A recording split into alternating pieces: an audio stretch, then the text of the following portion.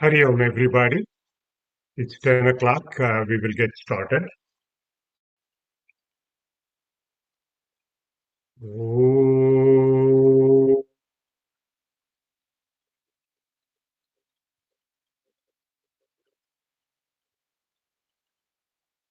oh.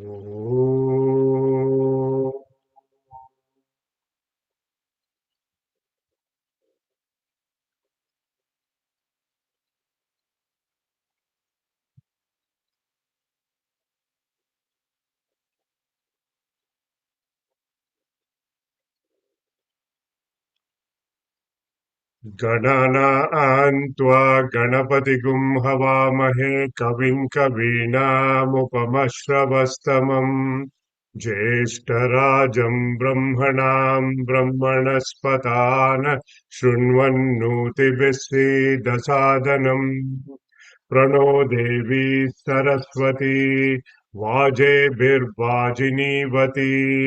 धीनामविद्यवत् ॐ गणेशाय नमः ॐ सरस्वत्यै नमः ॐ श्रीगुरुभ्यो नमः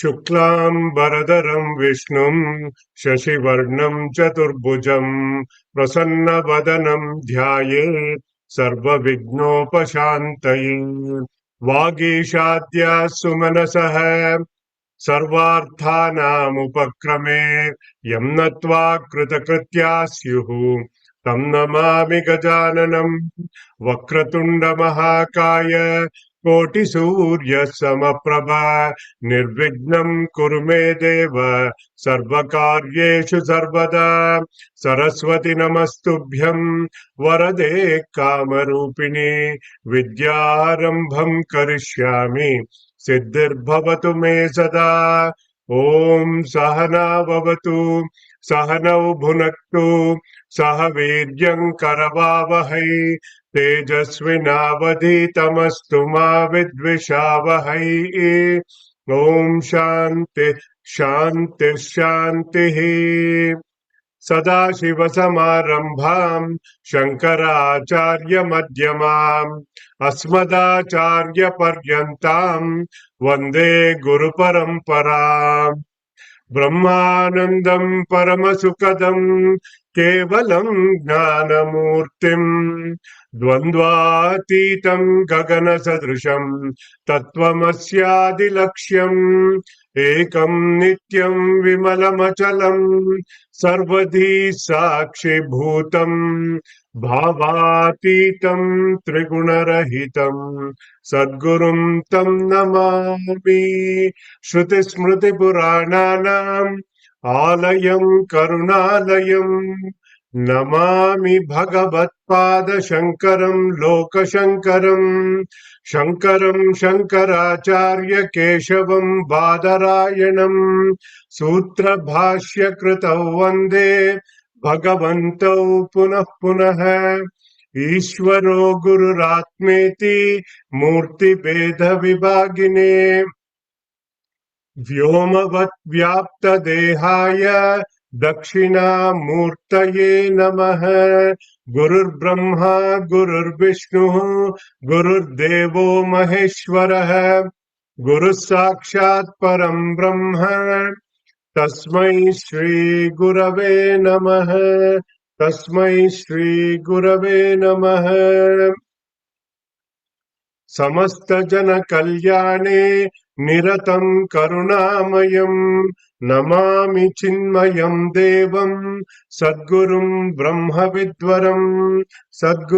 ब्रह्मविद्वरम् यस्य सन्निधिमात्रेण सर्वे शिष्याश्च सेवकाः कर्मक्षेत्रे प्रवर्तन्ते चिन्मयं तं नमाम्यहम् चिन्मयं तं नमाम्यहम्.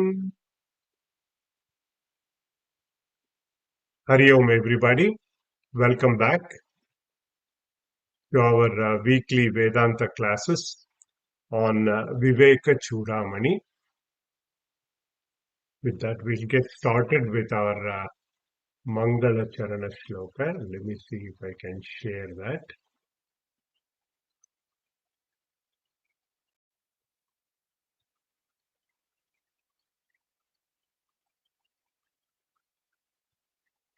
Sarva Vedanta Siddhanta Gocharam Tamagocharam Govindam Paramanandam Sadgurum Pranatosmyaham.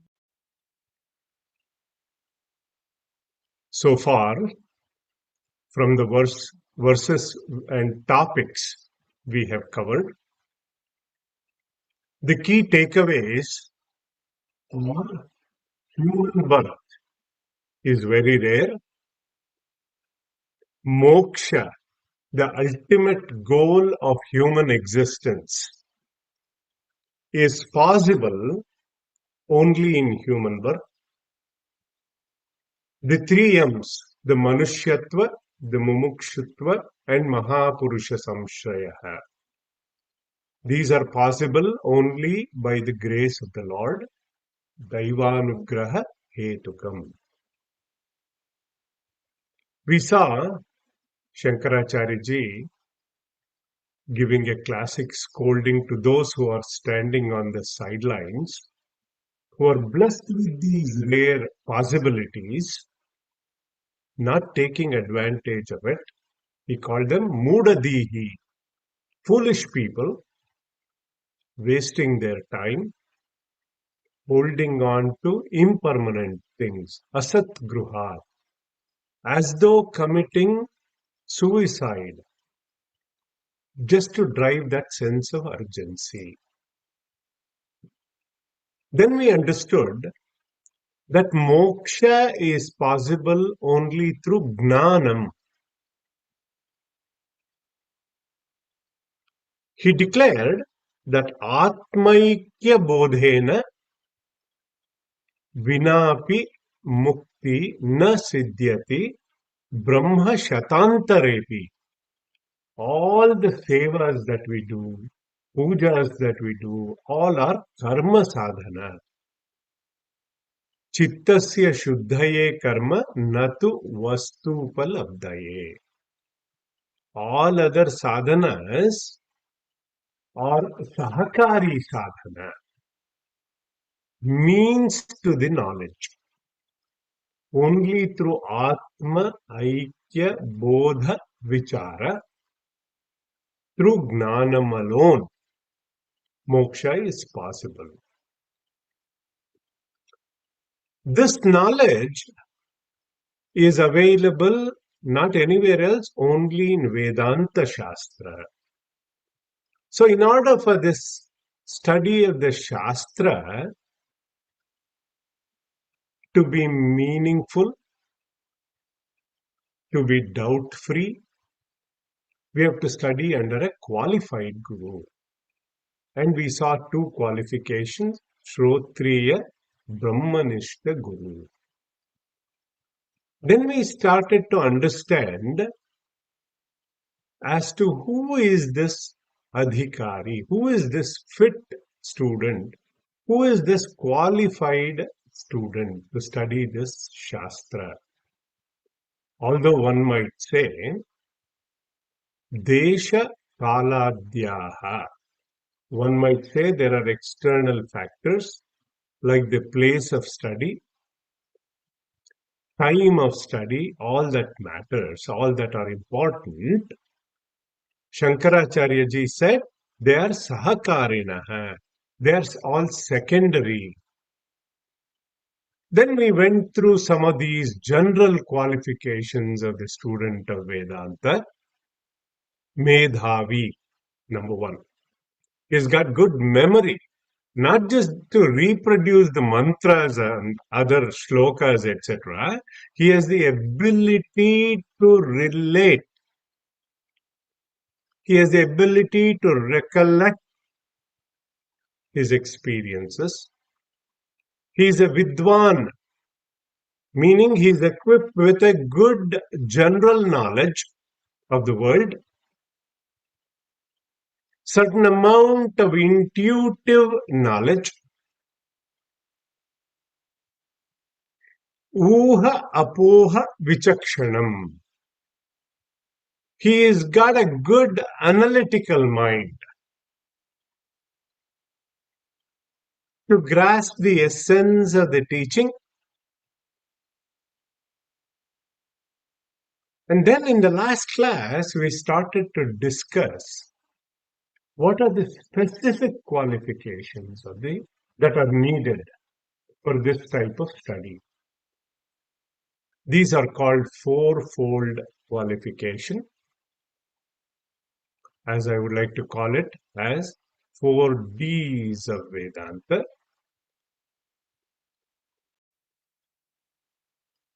Let me see if I can share that slide.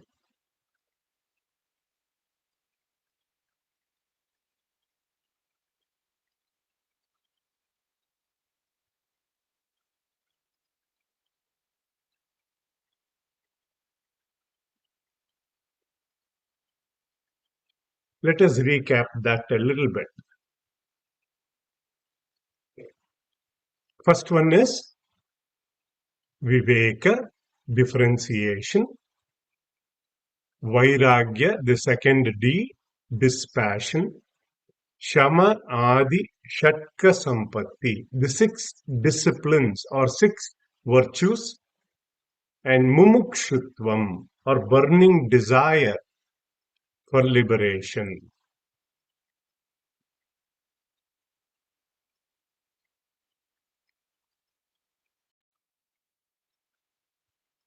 Adau Nitya Anitya Vastu Vivekaha Pariganyate.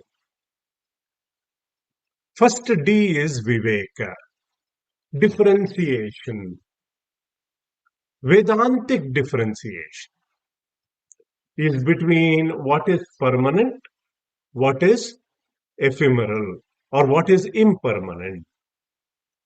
Nitya Anitya Viveka.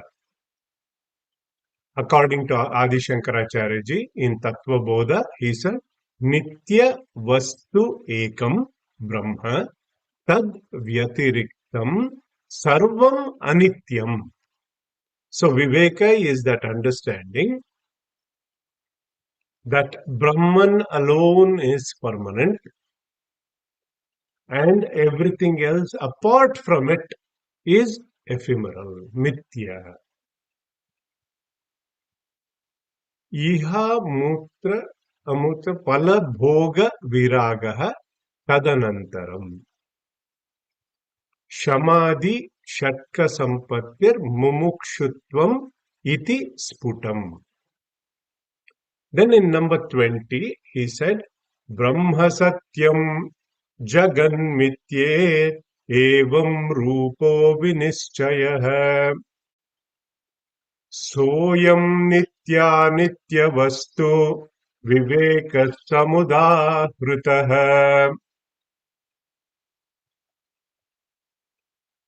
This is nitya anitya viveka, that nischayah,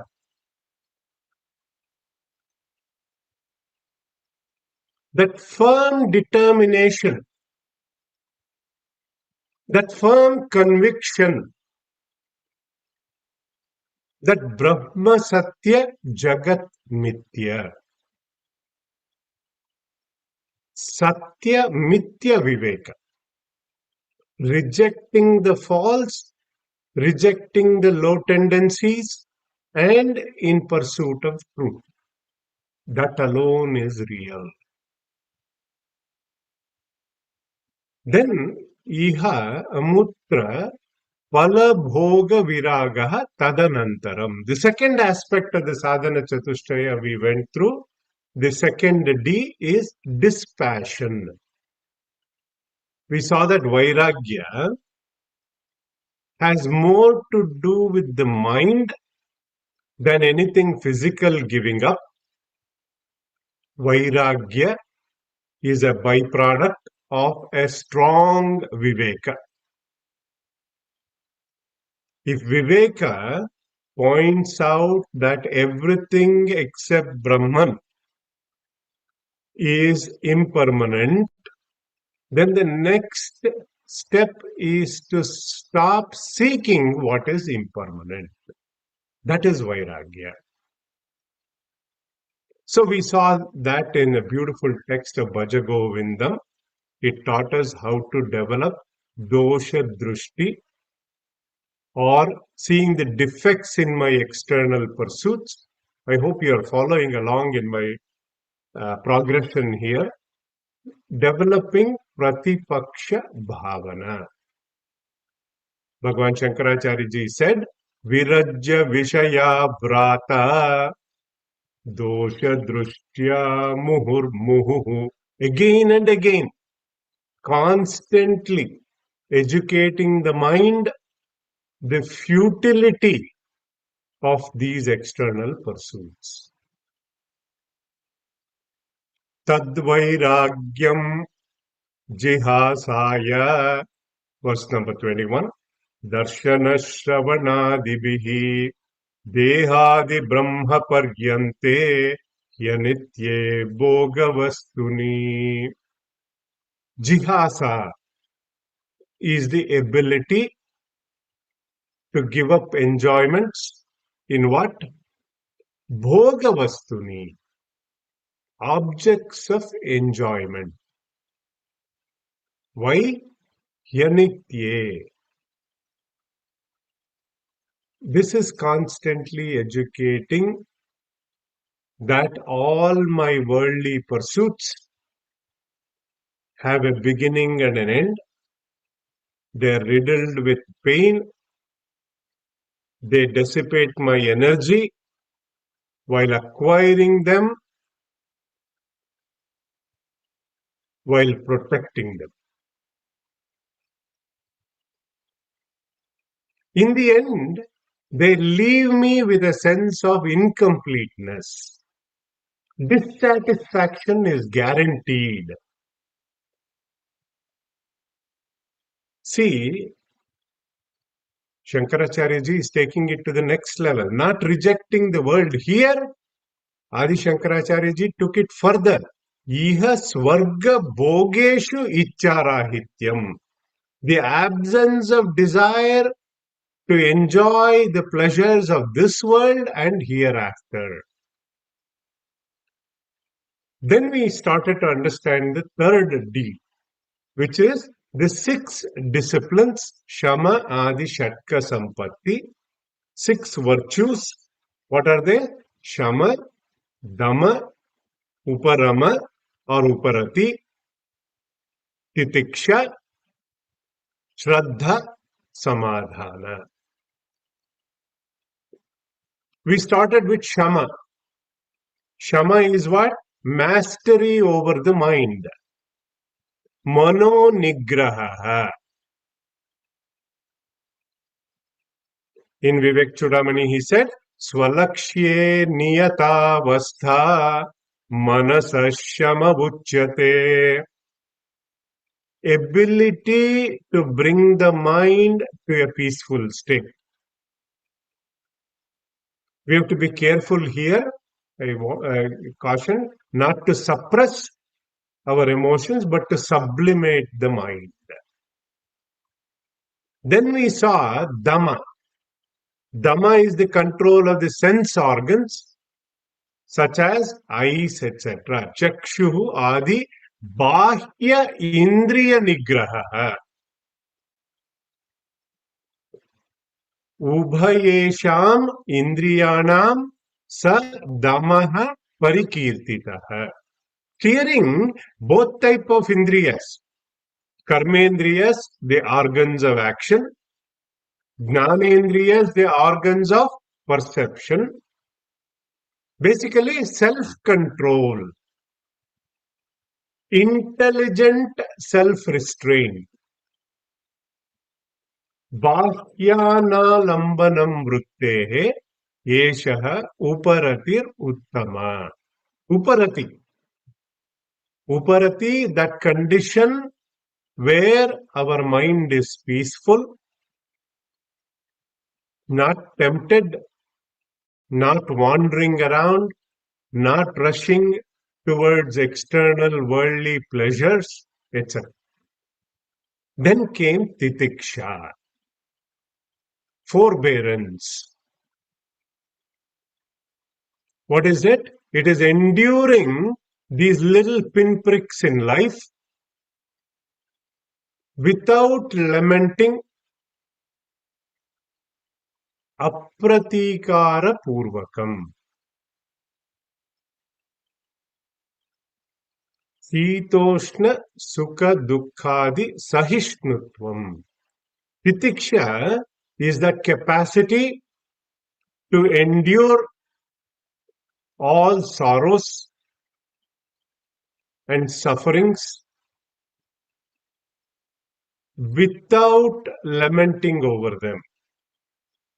Like they say, what we cannot cure, what you cannot cure, you have to endure. This too shall pass type of attitude. Then we started to discover what is Shraddha.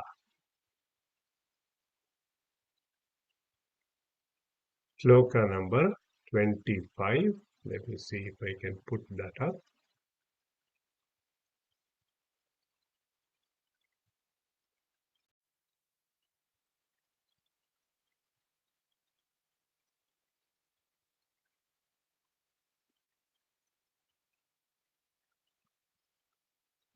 शास्त्रस्य गुरुवाक्यस्य सत्यबुद्ध्यवधारणम् सा श्रद्धा कथिता सद्भिर्यया वस्तुपलभ्यते. Shraddha. This is not blind belief. Blind belief is not subject to verification. There is no fanatism involved here, or there is no cult-like behavior. Our Puja Gurudev used to call this belief plus understanding, an integrated mind and intellect. Because mind is the source of this belief and intellect is the source of understanding. Guru Vedanta Vakyeshu Vishwasaha iti Shraddha. Or in Viveka Choodamani, Shastrasya Guru Vakyasya Satya Buddhi Avadharanam. Satyatva Buddhi, that faith, that pramana buddhi in that Shastra and what Guru is doing as Upadesha. I have faith in the words of Guru and Vedanta Shastra. That is why I gave you that quote last week. Faith, although it is not the exact translation of Shraddha, faith is to believe what you do not see, but as a result of which you start to see what you believe in. What a beautiful thing. This is not seeing through your eyes. This is the ability to visualize the truth based on the words of the Guru and the Shastra. A very good Bhagavad Gita reference here for this virtue is Shraddhavan labate gnanam tatparas sanyatendriyah gnanam labdva param shantimachirena Shraddhavan labate gnanam. Here, Bhagavan Sri Krishna is teaching the concept of Shraddha in the context of knowledge. Because in the beginning, all these spiritual concepts are not immediately perceptible. Some of them can only be comprehended after years of sadhana. So initially, for the seeker, this Shraddha is a great friend because it helps to accept what we cannot understand at the present moment. That is Shraddha. First, we need to understand which Shraddha asti. Then, along the journey, we experience and say, Asmi. Aham Brahma Asmi. See, Swami Ramakrishna Paramahamsa, he gives a very beautiful example of fishing in a lake. What do? We take the fishing rod and the line, we attach the bait at the end of it, we cast the line, and we wait, he says. But we have not seen the fish in the lake. But we have only heard from others, he says, there is fish in the lake. And we are patient, we are willing to wait. That is Shraddha in others' words, that there is fish in the lake. I hope you draw the analogy there. So in fact, in the field of science, also, all these great discoveries are a result of that kind of positive attitude and action based on that attitude, he says. Even in Kathopanishad, a small boy, Nachiketa, Shankaracharya describes his attitude as Shraddha Avivesha, meaning he was possessed by Shraddha, in search of the truth. Bhagavan Shankaracharya calls it Astika Buddhi, meaning he is possessed with this positive frame of mind, positive attitude of mind, a mind filled with faith about the existence of truth hidden somewhere. That's why he's a seeker. He had faith in it and he was in search of it. That is the journey from Asti to Asmi. The next virtue we are going to discuss is Samadhana. Remember, we are in Samadhi, Shatka Sampatti. When we say single pointedness, in Tattva Bodha, he defined this as Chitta Ekagrata. So let's see what he says in verse number 26.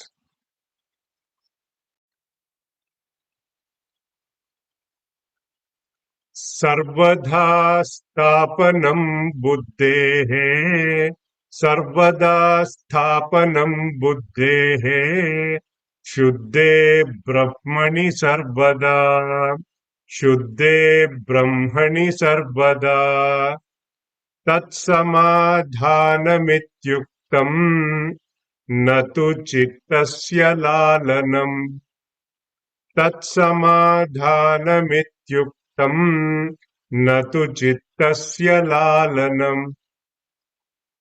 One time together. Sarvada sthapanam buddhehe, shuddhe brahmani sarvada, tatsamadhanamityuktam, natu chittasya lalanam.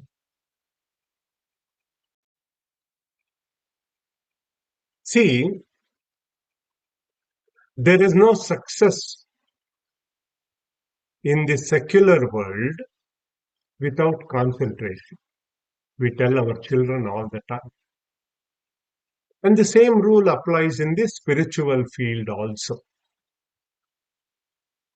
I have shared this story before with some of you in other classes. Once, Swami Vivekananda ji, when he was traveling in the West, he was watching a few boys on the countryside shooting a few eggshells. They were they were missing more than they were hitting, actually. And Swamiji was quietly watching them. One boy sarcastically asked him, "Would you like to try?"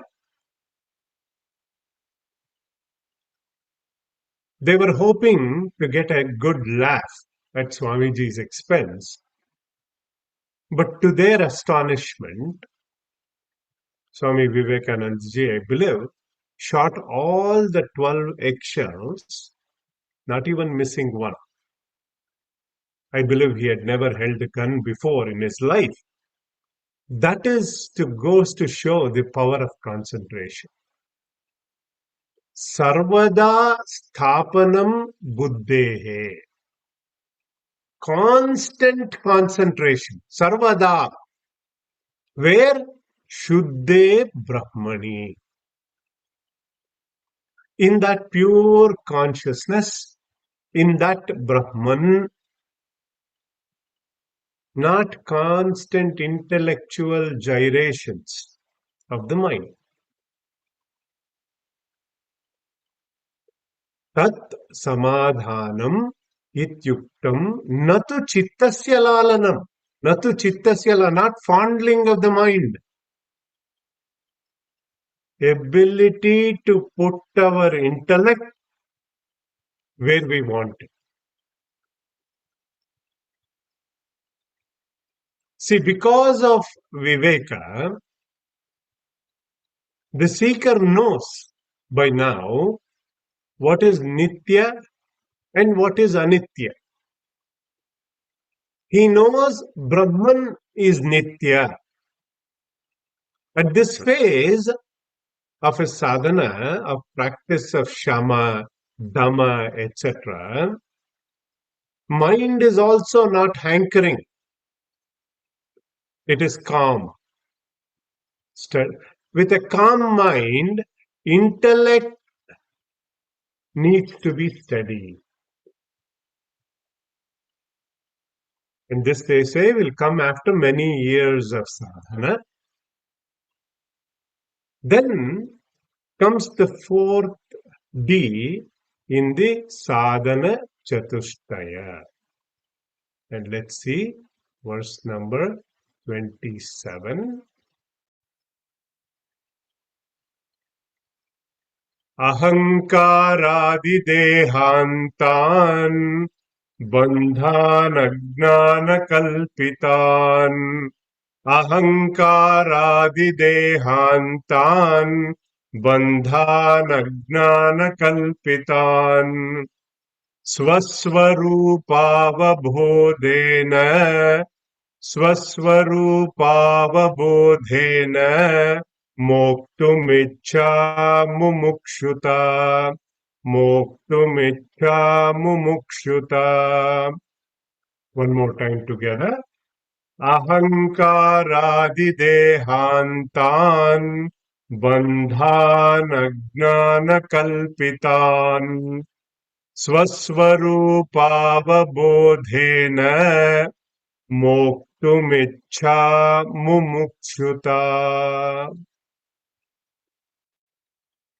So the fourth aspect of the sadhana chatushtaya, the fourfold qualification, is mumukshutvam.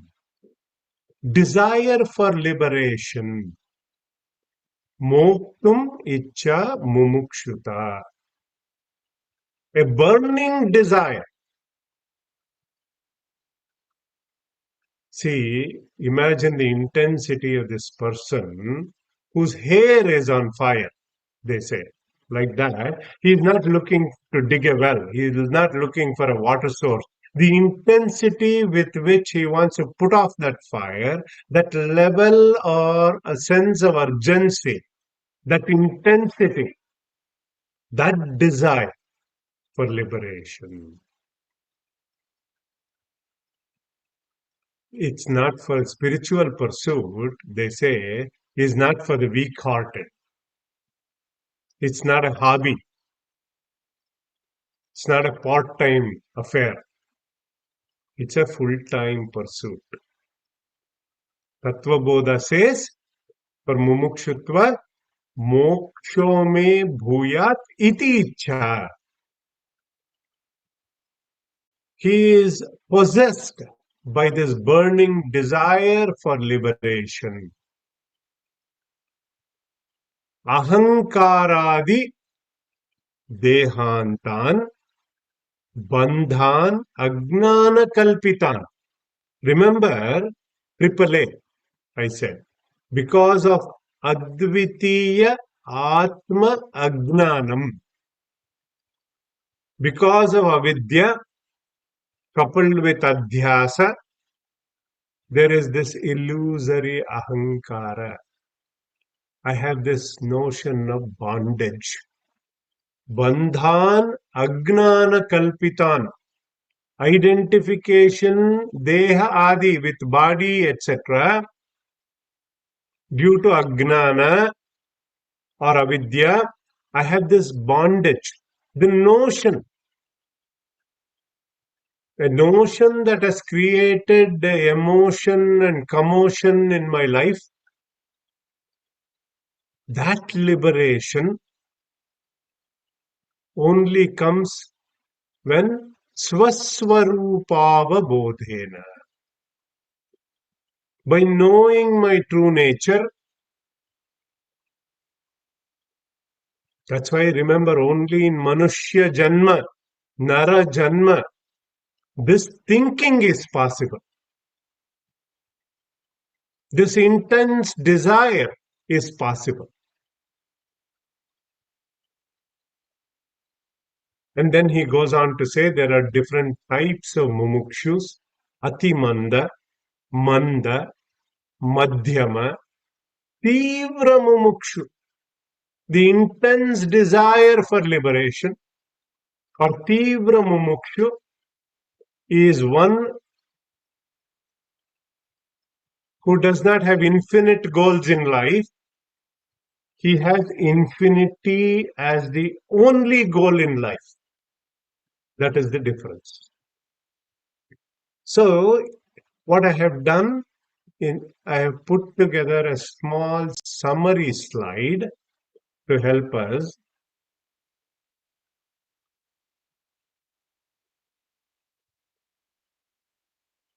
The slide gives us a summary of all the 4 Ds of Vedanta, starting with Viveka. Viveka is the differentiation between permanent and impermanent, nitya, anitya. Vairagya, second one, is disinclination towards impermanent worldly pursuits. When we know what is permanent, we should stop seeking what is impermanent. Then Shama. Shama is the willful control of the mind when mind goes extrovert. Dhamma is the willful control of the sense organs when they are focused externally, extrovert. Uparama or uparati is that natural sublimation of an extrovert mind and sense organs. Titiksha is enduring the pairs of opposites like heat, cold, honor, dishonor, etc. Endurance. Bearing all the suffering. Shraddha is that faith in the Guru and the Vedanta Shastra, in the words of the Guru. Samadhana, which we just covered, is the single pointedness of the mind, chitta ekagrata. And mumukshutva is the burning desire for liberation.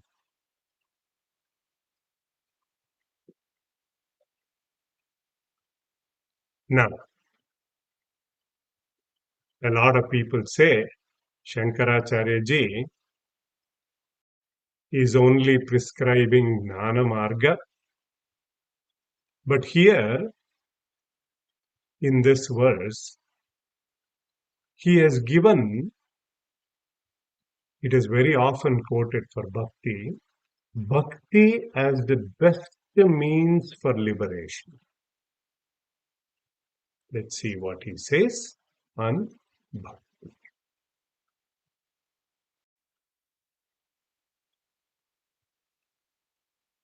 Moksha-karana-samagyam Moksha-karana-samagyam Bhaktireva gariyasi Bhaktireva gariyasi Swaswarupānusandhānam Swaswarupānusandhānam Bhaktirityavidīyate Bhaktirityavidīyate. Shloka number 31. Moksha-karana-samagyam Bhaktireva gariyasi Swaswarupānusandhānam Bhaktirityavidīyate. A very often quoted shloka. Bhagavan Shankaracharya ji here says, amongst the many ingredients for moksha or liberation, moksha karana samagyam bhaktireva gariyasi. Bhakti is the supreme means to attain liberation. And then he gives a beautiful definition for bhakti. Swaswarupānusandhānam Bhaktirityavidīyate. Seeking one's own true nature is bhakti. And if you look at it, there is an element of gnana in it. Sage Narada Muni defines bhakti, he is the authority on bhakti, as extreme love for divinity. Only when you surrender your ego, you can surrender to Bhagavan. For a bhakta, that personal God is the antaryami, that inner ruler. And we also saw in Drishya Viveka, Shabda Anuvidda Samadhi, when we look at world outside, how to see Brahman in all the objects of the world. That anusandhana translates to true devotion. Now, with all these qualifications, the seeker now approaches the Guru, a qualified Guru, which is our next topic, Guru Upasadana or Guru Upasatti. How to approach a Guru in a traditional way. This we will discuss after the break. We come back in 2 weeks. Everybody is going to taking a break, so we will also take a short break, 2 weeks. We'll come back. Om Sarve Bhavantu Sukhinah Sarve Santu Niramayah Sarve Bhadrani Pashyantu Ma Kaschid Dukkha Bhag Bhavet. Om Asatoma Sadgamaya Tamasoma Jyotirgamaya Mrityorma Amritam Gamaya Om Shanti Shanti Shanti. Om Purnamadah Purnamidam Purnaat Purnamudachyate Purnasya Purnamadaya Purnamevavashishyate. Om Shanti Shanti Shanti. Harihi Om. Shri Gurubhyo Namaha. Harihi Om Tat Sat. May all be happy. May all be healthy. May all see auspiciousness. May none suffer. Om peace, peace, peace. With that, I'll open it up for our discussion session. And please stay back and we'll have a conversation.